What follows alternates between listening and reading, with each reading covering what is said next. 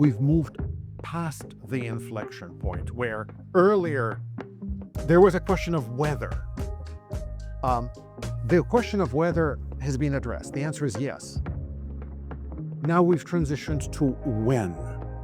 It's an incredibly important meeting to get everybody together, certainly report on these incredible advances.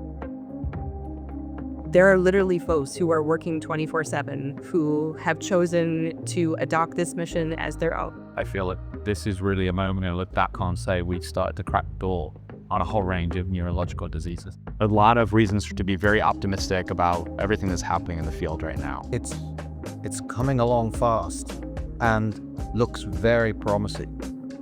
It's hard not to be an optimist. What Monica's doing is nothing short of miraculous.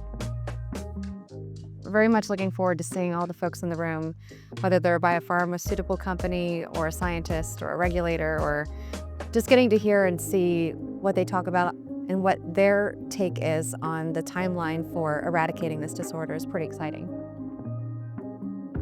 I think that there's a lot of promise here. What is very special about the potential for Rett is the fact that it might actually be reversible.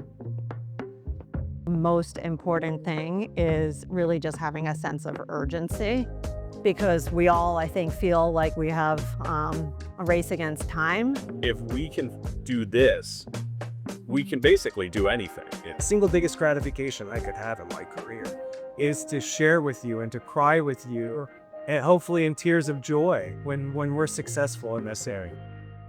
But when it comes to our family and our child's case, we believe that there's enough hope that a cure could be within her lifetime. Doing this without Rett Syndrome Research Trust and the families that are associated with it, I think would be completely unbearable.